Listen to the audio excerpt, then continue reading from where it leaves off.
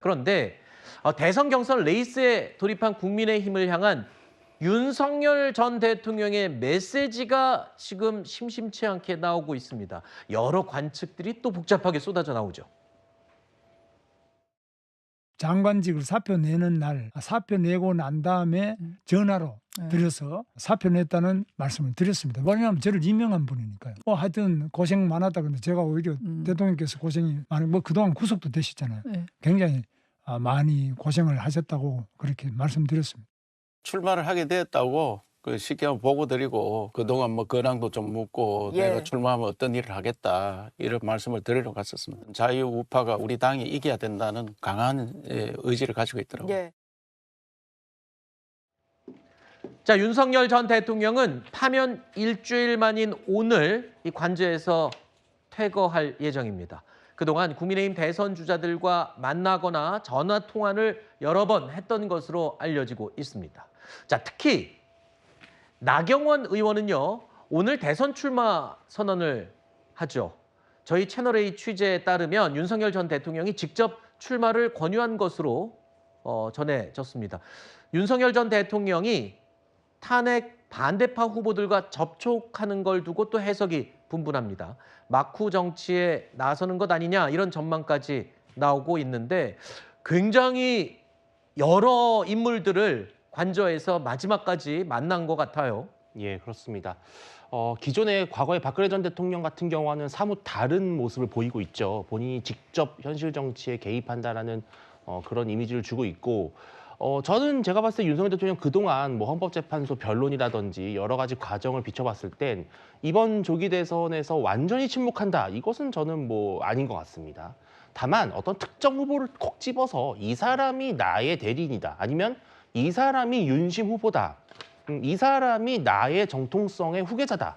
이렇게 저는 정했을 것 같지는 않습니다. 오히려 그냥 조기 대선이라고 하는 이 판이 벌어졌을 때 탄핵을 반대했고 또 기각을 외쳤고 또 윤석열 대통령의 입장을 대변하는 후보가 사실은 많으면 많을수록 오히려 좋은 것이거든요. 윤 대통령 입장에서는 누가 나중에 최종 후보가 되더라도 대선판에서는 어쨌든 본인을 비호하고 본인을 변호할 수 있는 후보가 많을수록 본인에게 유리한 당권 지형이 만들어질 것이다라는 판단을 한다면 저는 다다익선이라고 생각할 것 같습니다. 그러나 오히려 냉철하게도 우리 국민의힘의 당원이라든지 또 보수 지지층 같은 경우는 이 탄핵은 탄핵이고 대선은 대선이다. 이런 프레임 속에서 아마 윤 대통령의 이러한 관저 혹은 사저 정치나 만남 메시지가 당의 어떤 조기 대선의 판을 경선을 흔들 정도의 근본적인 요인이 되기는 어렵다라고 생각합니다. 자, 윤 전 대통령 관저에 직접 찾아갔던 인물 가운데 한 명이죠. 이철우 경북지사가요, 어제 저희 채널A 라디오쇼 정치 시그널에 출연해서 의미심장한 메시지를 전하기도 했습니다. 대통령께서 이런 말씀을 하시더라고요. 열심히 뛰어서 대통령이 되면 사람 쓸 때 충성심만 봐라.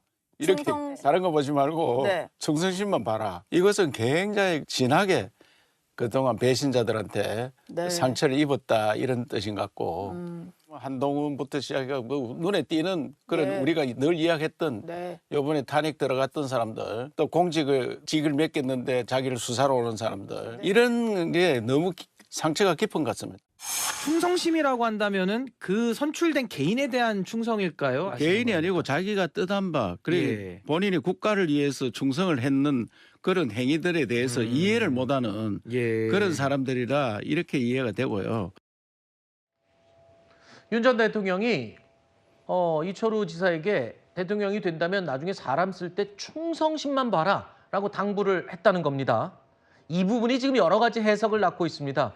사실 과거 윤 전 대통령이 대중들에게 강력한 이미지를 각인시켰던 발언, 나는 사람에게 충성하지 않는다.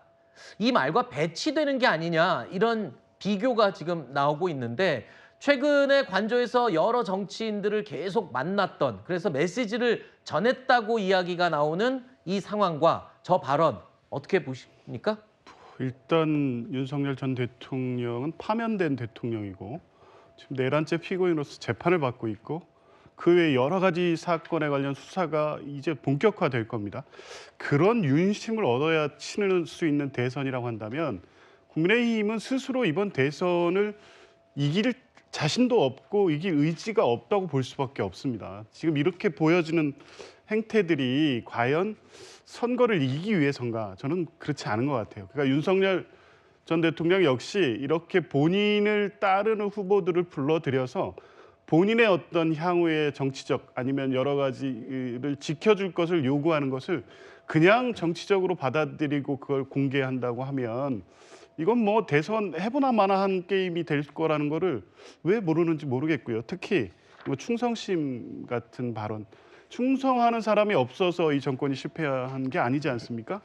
대통령이 듣고 싶은 말만 하는 충성파들이 꽁꽁 윤석열 전 대통령을 둘러싸고 있었고 그게 이런 실패로 이어진 겁니다. 그러니까 어제 그 발언 역시 만약 실제 그런 발언을 이철규 지사한테 했다고 하면 글쎄요, 그거는 지금 경선 구도에서 특정인을 명백하게 의식하고 그 발언을 공개한 게 아닌가 싶은데 정말 그런 인식을 갖고 있고 향후 국민의힘 지도자가 충성스러운 사람들만 곁에 두는 방식으로 해야 된다고 윤석열 전 대통령이 그런 이제 조언을 했다고 하면 본인과 똑같은 실패를 하라고 가르치는 것과 다름없습니다. 네.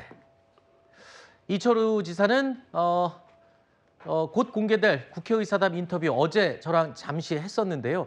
여기서도 이런 이야기를 했습니다. 지금 윤 전 대통령의 감정 상태는 지배적인 게 배신감이다. 이런 흐름의 이야기를 했습니다. 자, 그게 과연 이 헌법재판소 재판관들에 대한 배신감인지 당에 대한 배신감인지 그건 명확하게 밝히진 않았습니다만 윤 전 대통령의 충성심 발언이 사실상 한동훈 전 대표를 겨냥한 게 아니냐 이런 해석도 포함이 되어 있습니다. 해당 발언이 전해진 어제는 한동훈 전 대표가 공식적으로 대선 출마를 했던 그런 날이었죠. 저는 제21대 대통령 선거에 출마합니다. 지금 우리 앞에 놓인 것은 단순한 선거가 아닙니다. 이건 전쟁입니다. 서서 죽을 각오로 싸워서 우리와 우리 아이들의 미래를 지켜내야 합니다. 아직까지 특별한 계획은 없고요. 적절한 시점에 고려해 보려고 합니다. 뭐 영향력을 행사하려 할 수도 있다는 관측도 나오는데 거기에 대해서 어떻게 보십니까? 글쎄요, 그러시고 계시지는 않아 보이는데요. 어떻게 해야지 본선에서 민주당을 이기는 데 도움이 될 것인가라는 점에 많은 분들이 집중하지 않으실까라고 저는 기대합니다.